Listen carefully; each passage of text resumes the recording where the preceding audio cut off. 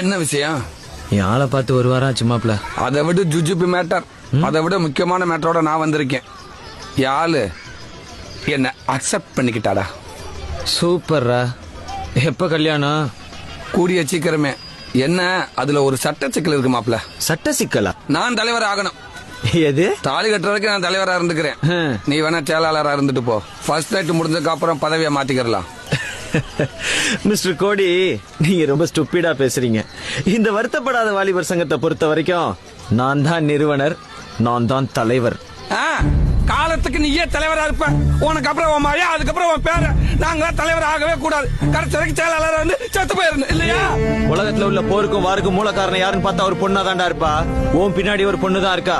அவ சாவி கொடுத்து திருகுறா, நீ ஆடுற. என்ன பத்தி பேசு. யார பத்தி ஏதாவது பேசுன?